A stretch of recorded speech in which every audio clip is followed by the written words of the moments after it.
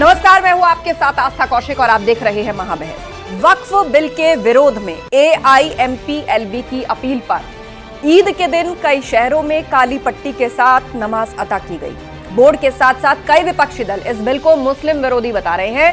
दूसरी तरफ कई मौलाना वक्फ में बदलाव को जरूरी कह चुके हैं, लेकिन ओवैसी से लेकर कांग्रेस, समाजवादी पार्टी समेत कई विपक्षी दल इसका विरोध कर रहे हैं। उधर सरकार बहुत जल्द इस बिल को पेश करने की तैयारी में है। इस पूरे सियासी घमासान के बीच सवाल यह है कि वक्फ बिल तो बहाना है, मुस्लिम वोट निशाना है, और वक्फ बिल पर मौलाना राजी क्या करेंगे काजी। इसी पर आज की महाबहस। पहले ये रिपोर्ट देखिए।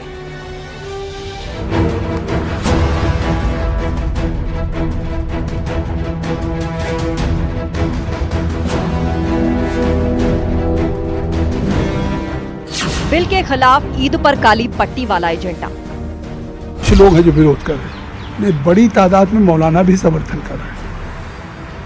अजमेर शरीफ के से ज़्यादा नसीम भी कर रहे हैं। कैथोलिक जो चर्च काउंसिल है केरला की, उन्होंने सारे MP से अपील किया है। तो ऐसे है जैसे 3 तलाक पे विरोध हो रहा था कुछ लोगों द्वारा। तो इसको गैर संवैधानिक बताना, अनकॉन्स्टिट्यूशनल, अनलॉफुल बताना, इससे बड़ा झूठ क्या हो सकता है। क्या बिल पर NDA में दरार पैदा कर देंगे ओवैसी? एक काला कानून बनाने जा रही है। वक्फ का कानून के खिलाफ all India Muslim personal law board के हुक्म पर हमने ये काला पट्टा बांधा है उस वक्फ बिल के खिलाफ। आपकी जिम्मेदारी है कि मुसलमानों के साथ होने वाली इस नाइंसाफी का साथ नहीं दें। अगर आपने ऐसा किया तो आपका चेहरा दागदार हो जाएगा। वक्फ बिल पर बढ़ा क्लेश, भुनाएंगे राहुल अखिलेश। जो फैसले, जो कानून, जो संविधान में परिवर्तन भारतीय जनता पार्टी करती है, उससे पॉलिटिकल लाभ लेना चाहती है। वक्फ बिल पर मौलाना राजी क्या करेंगे काजी। जो वक्फ में अमेंडमेंट की जरूरत है। देखिए, वक्फ का मतलब ये कतई ये नहीं है कि लोग ये कह रहे हैं कि मस्जिदें छीन जाएंगी, खानकाहें छीन जाएंगी, कब्रिस्तान छीन जाएंगी, ये कहना गलत है। वक्फ बिल तो बहाना है, मुस्लिम वोट निशाना है।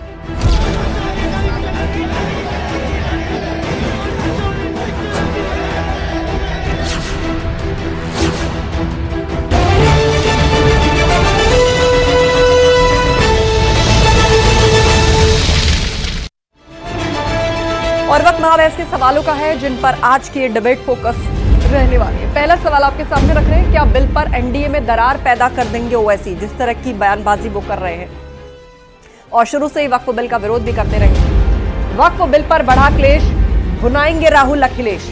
लगातार वक्फ बिल पर जो विरोध हो रहा है उसमें समाजवादी पार्टी और कांग्रेस पार्टी भी साथ है।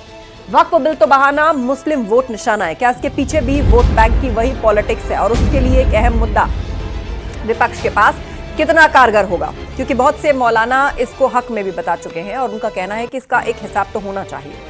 चर्चा के लिए हमारे साथ डॉक्टर कौशल कांत मिश्रा जी हैं, प्रवक्ता BJP, प्रोफेसर धर्मेंद्र यादव हमारे साथ हैं, प्रवक्ता समाजवादी पार्टी, मनीष हिंदवी जी जुड़ गए हैं, कांग्रेस प्रवक्ता हमारे बीच में, फरहत अली खान साहब हमारे बीच में होंगे अब से थोड़ी देर बाद, अध्यक्ष है मुस्लिम महासंघ के, और फजील अहमद मुस्लिम स्कॉलर भी जुड़ेंगे। आप तीनों मेहमानों का बहुत बहुत स्वागत है। तो शुरुआत सबसे पहले प्रोफेसर धर्मेंद्र आप ही से करने जा रहे हैं चर्चा की। बहुत सारे मौलवी और मौलाना भी कह चुके हैं कि वक्फ का एक हिसाब तो होना चाहिए। आज हमने रमजान में ईद की नमाज के दौरान वो तस्वीर देखी, जैसी तस्वीर शायद पहले नहीं आई होगी, काली पट्टियां बांध के। रमजान तो त्योहार है और उसमें काली पट्टियां बांधकर लोग नजर आ रहे हैं, प्रदर्शन कर रहे हैं, पोस्टर बैनर अलग अलग मुद्दों को लेके हाथ में लहरा रहे हैं। तो ऐसा लग रहा था ये सब कुछ एक प्लानिंग के तहत है और आप लोग लगातार उस चीज का समर्थन कर रहे हैं। आस्था जी, अगर इस देश के नागरिकों की आवाज चुनी हुई सरकार नहीं सुनेगी तो अपनी आवाज सरकार तक पहुंचाने का कोई न कोई तरीका आदमी ढूंढेगा।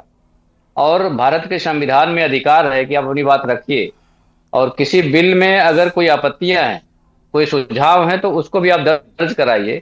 अगर भारतीय जनता पार्टी आंख बंद करके कोई बिल पास करना चाहती है तो ये भारतीय जनता पार्टी की नीयत को दर्शाता है। जैसे आपने देखा होगा कि जब किसानों के लिए बिल लाई थी भारतीय जनता पार्टी, तो किसान संगठनों से कोई बातचीत नहीं हुई, किसानों से कोई बातचीत नहीं हुई, और बता दिया कि ऐसा अनोखा बिल पूरी दुनिया में कोई है ही नहीं किसानों के लिए। और जब किसान उसके लिए आंदोलन करने लगे, काली पट्टी भी बाधा था, पूरे 1 वर्ष से ज्यादा समय लग गया, वो सड़कों पर थे। तपती हुई धूप, कड़ाके की ठंड, बरसात, और रही बात त्योहारों की, तो सारे त्योहार गुजर गए, सारे धर्मों के त्योहार गुजर गए, पूरे देश में लगभग 1000 से ज्यादा त्योहार होते हैं पूरे एक साल के अंदर, वो सारे त्योहार निकल गए, लेकिन भारतीय जनता पार्टी जरा से भी नहीं पसीजी कि इस देश का किसान उसके विरोध में खड़ा हुआ है, उसको स्वीकार नहीं करना 10 चाहता सेकंड है। धर्मेंद्र जी। और उससे बड़ी बात क्या है कि 750 से ज्यादा किसानों की मौत भी हो गई। तो वो प्रोटेस्ट किसी बिल को लेकर के सबसे बड़ा प्रोटेस्ट था पूरी दुनिया में, अगर आप देखोगी। वापस ले और लिए भारतीय सब जनता बाद पार्टी में बाद में बैकफुट पर आई उस बात अब पे। उससे आगे बात करते हैं। अब वक्फ बिल की बात हो रही है, वो तो वापस ले लिए गए, अब वक्फ बिल की बात हो रही है। वही तो उसका महिमा मंडल भारतीय जनता पार्टी कर रही थी ना कि इससे बढ़िया बिल हो नहीं सकता, इससे बढ़िया बिल ला नहीं सकते, किसानों को इतना फायदा हो जाएगा, आय दोगुनी हो जाएगी। और जिस आधार पर वो बिल वापस भी लिया गया और जो समझौता हुआ था कि हम किसानों को एमएसपी देंगे, आज तक नहीं दे पाई। तो धोखा तो भारतीय जनता पार्टी देती है। ठीक है, अब वक्फ बिल की बात कर रही हैं आप, वक्फ बिल में जो सुझाव है उनका, वो सुझाव पर क्यों नहीं विचार हो रहा है? अगर मान लीजिए वक्फ बिल का आपका उनका सुझाव है कि जो वक्फ कमेटियां हैं, उस कमेटी में किसी दूसरे धर्म के व्यक्ति का होना क्यों जरूरी है, इसमें भारतीय जनता पार्टी अपना पक्ष स्पष्ट कर रही है। ठीक है, हमारे बीच में ठीक है। प्रोफेसर धर्मेंद्र जी, मैं आपके पास लौटूंगी। मनीष हिंदवी जी भी हमारे साथ कांग्रेस से। मनीष जी बताइए, जब बिल ऑलरेडी जेपीसी में है, उसके लिए बैठकें होती हैं, उसमें वाद विवाद भी होता है, बहुत सारी तस्वीरें भी आती हैं, लेकिन एक फोरम है ना जहां पे मामला चल रहा है, पर सड़कों पर अगर ऐसी तस्वीर दिखेगी, काली पट्टी बंदी रमजान पे, बताइए इससे पहले कभी ऐसी तस्वीर देखी गई हो कि ईद के मुबारक मौके पर जब सब लोग मिलते हैं, खुशियां मनाते हैं, खुशियां बांटते हैं, पोस्टर हाथ में लेके प्रदर्शन हो रहे हैं, काली पट्टी बांध के नमाज पढ़ी जा रही है, जबकि वो तो ईश्वर और बंदे के बीच का है कि वो नमाज पढ़ने जाते हैं, ईद मनाते हैं, और वहां पर काली पट्टी बांधी जा रही है। अभी तो ग्राउंड पर कुछ है ही नहीं, अभी तो जेपीसी में है, चर्चाएं हैं, फोरम है। आस्था जी, शांतिपूर्ण ढंग से अपनी बात, अपना विरोध प्रदर्शन करना कब से गलत हो गया? शांतिपूर्ण ढंग से, अहिंसा से लड़कर तो हमने आजादी अंग्रेजों के खिलाफ ले ली। तो आज अगर किसी को ऐतराज है उससे कुछ प्रोविजंस पर, तो अगर वो काली पट्टी बांध लेते हैं तो कौन सा हर्ज हो गया कि जिस पर हम ये कह रहे थे वो गलत हो गया? पहली बात। दूसरी बात ये, जिस जेपीसी की बात आप बार बार कह रही हैं, उसमें देखिए जितने डिसेंट नोट्स जो अदर लोगों के थे, यानी एनडीए के अलावा, उनको हटा दिए गए। अमित शाह जी विरोध की बात करते हैं, मगर के विरोध के बाद डिसेंट नोट जोड़े जाते हैं, तो हटाए ही क्यों थे? 14 अमेंडमेंट जो एनडीए एमपी कहते हैं वो अप्रूव कर दिए जाते हैं, मगर जो अपोजिशन के एमपीज चेंज कहते हैं वो रिजेक्ट कर दिए जाते हैं। दूसरा, जेपीसी की बैठकों में क्लॉज दर क्लॉज, खंड दर खंड डिस्कशन का एक तरीका रहा है, वो इसमें नहीं किया जाता है। तो मेरे कहने का मतलब है इंटेंट गलत है। इंटेंट समझिए कि जब बिल पेश होता है लोकसभा में तो जय श्री राम के नारे लगते हैं, तो इसका मतलब जब सनातन बोर्ड का बिल पेश होगा तो अल्लाहू अकबर के नारे लगेंगे।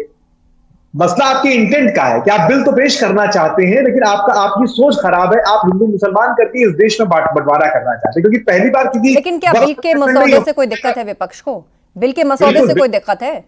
हाँ। जो दिक्कत है, जो डिसेंट है, कहा जा रहा है, आप सुन नहीं रहे, आप उस डिसेंट को हटा दे रहे हैं। दूसरी बात क्या है कि पहली बार कोई अमेंडमेंट नहीं होने जा रहा है। 1913 में जब ये बिल आया तब अमेंडमेंट हुआ, 1923 में हुआ, 1954 में हुआ, 1995 में हुआ, 2013 में हुआ। अमेंडमेंट्स तो होते ही रहे, बेहतरी के लिए अमेंडमेंट होने भी चाहिए। मसला सिर्फ इस बात का है कि आपकी नीयत खराब है, इसलिए अमेंडमेंट में दिक्कत आ रही है। ठीक है, मसला सिर्फ बात का एक। डॉक्टर कौशल कांत जी हमारे बीच में है। कौशल जी, यहाँ पर कहा जा रहा है कि आप लोगों की नीयत साफ नहीं है। वक्फ बिल की आप बात कर रहे हैं और वो बता रहे हैं कि कितने खराब माहौल में इस बिल को टेबल किया गया और कितने खराब माहौल में जेपीसी की बैठकें होती हैं, किसी के सजेशंस नहीं माने जाते। ये वक्फ बिल में जो सबसे बड़ी कंट्रोवर्सी है कि वक्फ किसी भी प्रॉपर्टी के ऊपर अपना कब्जा बोल देता है और उसके लिए आपकी कोई अपील नहीं हो सकती। तो इसको एक धार्मिक चश्मे से मुझे नहीं समझ में आ रहा देखना चाहिए। ये एक प्रॉपर्टी डिस्प्यूट का मामला है जिसमें एक पक्ष प्रॉपर्टी को मालिकाना हक कहता है और उसके पास ये राइट है कि अगर उसके अगेंस्ट किसी को कंप्लेन करनी तो वो उसी के पास जाएगा और उसकी अपील हाईकोर्ट में भी नहीं हो सकती। तो अगर जो और हमारे आपकी प्रॉपर्टी अगर डिस्प्यूट होगा तो अगर आपकी प्रॉपर्टी और मेरी प्रॉपर्टी में कोई झगड़ा है तो हम डिस्ट्रिक्ट कोर्ट में जाएंगे, फिर हाई कोर्ट में जाएंगे, फिर सुप्रीम कोर्ट में जाएंगे। ये जो अवैध ताकत दी गई है, गैर संवैधानिक ताकत दी गई है, और ये मैं नहीं कह रहा हूं, ये हाई कोर्ट सुप्रीम कोर्ट के करीब करीब दर्जनों जजमेंट कह रहे हैं। आज इस समय देश में कम से कम 63,000 संपत्तियों के ऊपर अनअथराइज कब्जा या अथराइज कब्जे का डिस्प्यूट वक्फ बोर्ड के साथ चल रहा है। बात तब आ जाती है कि जब 1400 साल पहले आया वक्फ का नियम अगर हम इस्लाम के साथ भी जोड़ लेते हैं, वो 1500 साल पुराने मंदिर और गांव पे कब्जा बताता है, तो डाउट आता है।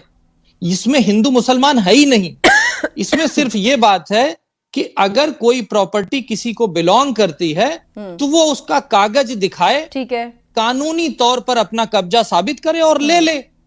अगर वो गैर कानूनी है, अवैध है, तो जो संविधान के दायरे में रह करके किया जा सकता है वो किया जाएगा।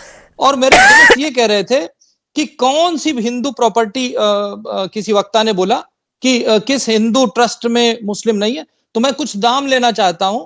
सलेम देवासन बोर्ड आंध्र प्रदेश का है, इसमें 17 गैर हिंदू हैं। 2019 के नाम बता दें, योहान जी हैं, इब्राहिम जी हैं, येबू जी हैं, इसराइल जी हैं, डेनियल है, बेंजामिन है, इमैनुअल है, मैरी है, लार्जर है, मरियम है, सरियम्मा है, देवराजू है, इसाक है। इसमें मुस्लिम और क्रिश्चियन दोनों के नाम मैंने लिए हैं। ज्वाला देवी मंदिर का नाम लेता हूं, कांगड़ा में 2021 में शाकीन मोहम्मद और जीशान दीन रहे हैं। शारदा पीठ का मंदिर रहा है, उसमें आबिद हुसैन, अयूब खान, यूसुफ खान रहे हैं।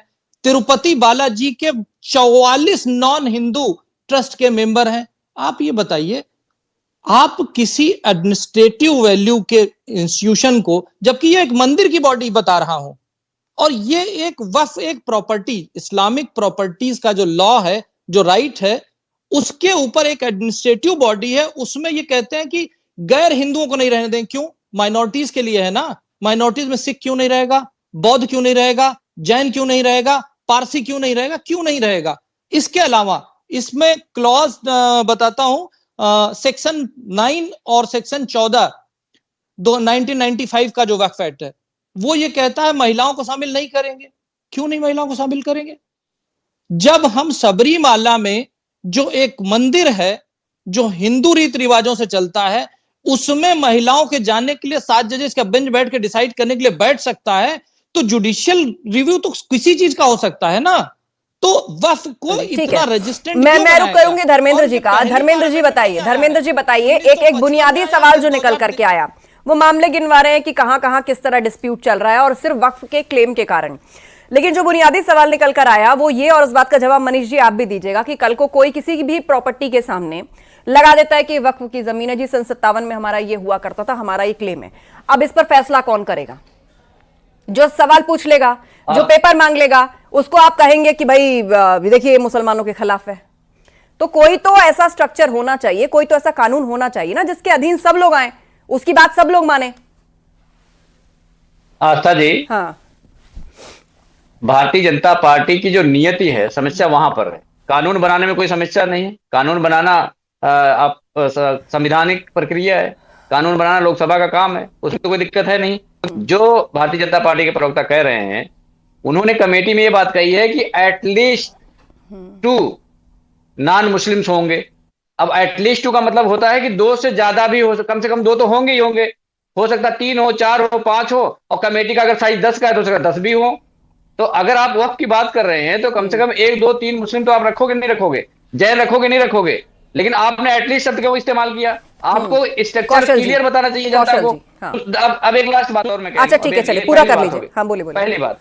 दूसरी बात जो ये कह रहे थे कि जो राइट्स हैं वो हाई कोर्ट में आप अपील नहीं कर सकते हैं। हाँ। हाई कोर्ट में अपील ना करने का जो लॉजिक है, जब कानून बना होगा इससे पहले वाला जो अमेंडमेंट हुआ होगा, भारत की न्यायपालिका इतना ओवरलोडेड है, ट्रिब्यूनल का गठन इसलिए हुआ है, हर क्षेत्र में हुआ है ट्रिब्यूनल का गठन, की जो ट्रिब्यूनल में मामले जाएंगे थोड़ा जल्दी सॉर्ट आउट हो जाएंगे। इसका बुनियादी मतलब ये है। अब उसको उससे जोड़ के बता रहे हैं। कौशल जी इस पर जवाब मामले लंबित है, जवाब दीजिए।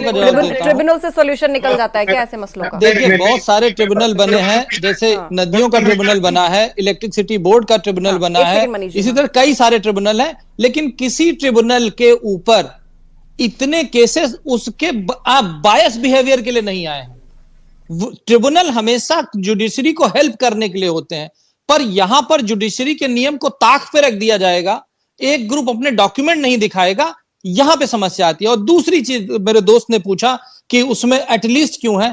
हमारे देश में माइनॉरिटी कितनी है? मुस्लिम एक माइनॉरिटी है ना, उसके अलावा जैन माइनॉरिटी, वैध minority, Sikh minority, Parsi minority, 3 और रिलीजियस ग्रुप ऐसे हैं जो माइनॉरिटी में, यानी कि करीब करीब 8 माइनॉरिटी में से ठीक है, अगर कम से कम 2 कहा जा रहा है तो इसमें क्या दिक्कत है भाई?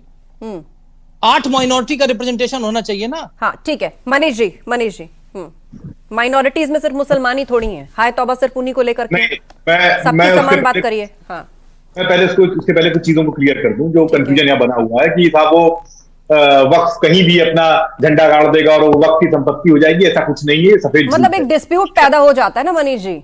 नहीं भाई, वैसे तो डिस्प्यूट मैं ही आपके घर पर डिस्प्यूट कर दूं तो कोर्ट पे जा सकता हूं, कोर्ट पे मुझे मना नहीं करता है। हाँ लेकिन फिर उसमें ये होगा ना, मैं और आप कोर्ट में जाएंगे, मुकदमा चलेगा, पर आप ये नहीं कहेंगे ना कि भाई मैं फला कम्युनिटी से हूँ इसीलिए ये मैडम जो है मेरी प्रॉपर्टी पे कब्जा करके बैठी है, ऐसा नहीं होगा ना मनीष जी। आस्था जी मेरी बात पूरी हो जाए, आस्था जी मेरी बात पूरी हो जाए, बोलिए मेरी बात पूरी हो जाए। बोलिए। बात क्या है कि जो वक्त का ट्रिब्यूनल बना उस ट्रिब्यूनल में है कौन कौन, जो जज उसको हेड करता है, स्टेट सिविल सर्विस का आदमी उसमें होता है, तो उसमें कहां सिर्फ मुसलमान भरे पड़े हैं कि आपको एक तरफा निर्णय हो जाएगा, पहली बात। दूसरी बात यह है कि कोई भी वक्फ के ट्रिब्यूनल का जो निर्णय है वो सिविल कोर्ट में नहीं जाएगा, लेकिन हाई कोर्ट और सुप्रीम कोर्ट में जाता है, ऐसा नहीं है, ये गलत धारणा फैलाई जाती है, एकदम 5 सेकंड खत्म करिए। है ना। हाँ। ये जो माहौल बनाया जा रहा है कि साहब जहां झंडा रख देंगे उनका हो जाएगा, कहा आपके घर पर कभी खड़े हो गए बैठो, इतने साल का हो गया मेरे घर पर तो कभी कोई वक्त ये कहने नहीं आया कि मेरी प्रॉपर्टी है। कौशल जी हाँ जवाब दे रहे, उसके बाद हमारे साथ मुस्लिम स्कॉलर भी जुड़ चुके हैं और फरात अली भी जुड़ चुके हैं कि तमिलनाडु के 18 गांव पे दावा किया, जब उसमें किसान जमीन बेचने गया तो उसको 250 पेज का ऑब्जेक्शन किया गया। हरियाणा में गुरुद्वारे पर कब्जे की बात की गई, वहां पर यमुनानगर में गुरुद्वारे पे कब्जा किया, सूरत के नगर निगम के ऊपर कब्जा करने की बात की गई, दिल्ली में 123 विवादित प्रॉपर्टी के ऊपर कब्जा करने की बात की गई। आप ये बता दीजिए मेरे को मनीष जी, सिर्फ एक चीज बता दीजिए कि 1500 साल पुराने मंदिर पे 1400 साल पुराने धर्म का कब्जा क्लेम भी कैसे हो सकता है?